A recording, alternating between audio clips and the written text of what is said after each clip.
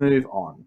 So our third main issue, and something that I've thought about for quite a while, and I want to have a chat about a missed opportunity that I think we had with this, but I'll wait until the think tank have had a chance to have a crack at this one. It relates to smoking at a society level. So I'm going to throw this back to Alex and Brad to take lead on this one.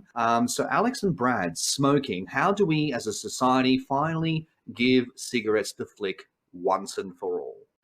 I think it's all about the presentation of the product. Because at the moment, cigarettes, you get them, they're these little pleasant cylinders, and they're very symmetrical. They're very pleasing to look at the very least. But if we were to change the basic shape of a cigarette to something a little more complicated, like a dodecahedron, for example, just the sheer ease of access in figuring out where to light one of those would definitely put a lot of people off. I agree completely with you there, Alex. And I think in addition to that, where people aren't afraid of death, we've tried to scare them using death, but everybody has some sort of fear. So let's take the popular fears and try to imbue them into the cigarette somehow. Those masculine men who are afraid of seeming weak, make them smoke My Little Pony themed cigarettes. People who are afraid of public speaking, they have to stand on a milk crate above everybody else and smoke their cigarettes. Tap into other fears. What if we put something in the tobacco to make it taste really bad? What's something that we could put in there that would just be universally disgusting to smokers? Eggs are terrible. You put eggs in there and eggs in your lung, and Brad, step off the ledge. Step off the ledge, Bradley. We're here for you, Brad. There was actually a missed opportunity that I've referenced before that I thought of a little while ago. We're well past this now, but when we got to the turn of the century, we got to the year 2000. I actually no, sorry, it was around 2018 that I think that this sort of became too late. I had this idea that we just make a mandatory law.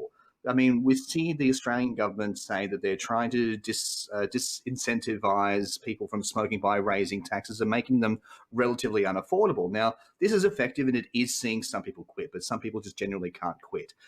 They've been smoking all their lives, and it's really unreasonable to ask them to do it. All we're doing is driving them to the poorhouse for an addiction that they just cannot fix. I had this idea that anyone born after the year 2000, which is a really nice even number, is no longer and forever not able to buy cigarettes when they turn 18. So 2018, when you're looking for someone's ID, is if you see the year 2000 on the ID, that's it. You're gone. So anyone else who's been smoking, the generations above that, can continue for the rest of their lives. And I believe over the span of one generation, we could at least make them completely illegal. I think you're onto something, Luke, but I think that we can push this concept to its logical extreme. I think that we need to approach this in a similar situation as getting your driver's license.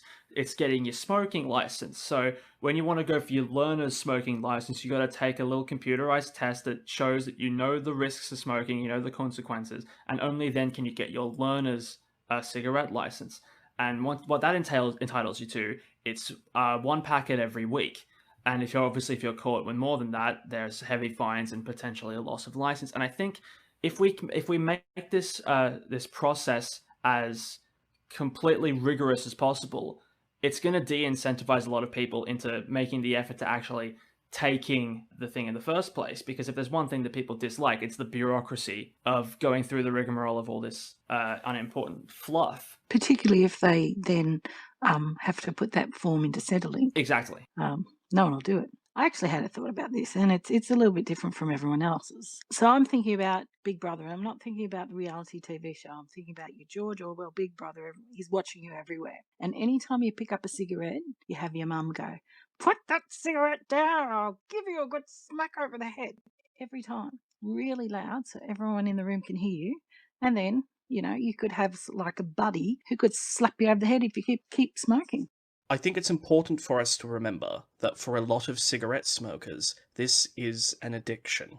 And what has been found over and over again through research over the years is that addiction is best dealt through rehabilitation and empathy rather than through punishment. And we just need to keep that in mind for some of the people who are legitimately addicted. I mean, yeah, like Brad says, rehabilitation is ultimately more effective with any form of addiction than like prohibition, because as much as the it's illegal if you're born after a certain time, or you need legal requirements to be allowed to do it.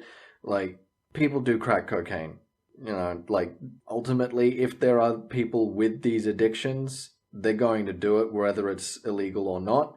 So it's better to help wean them off it if we go in that direction in a safer environment, rather than just, you know, here's a cold turkey, deal with it. Really well said, Sam. Well, that takes care of our big issues round. We're going to take another break now and come back with our audience issues round. Stay tuned.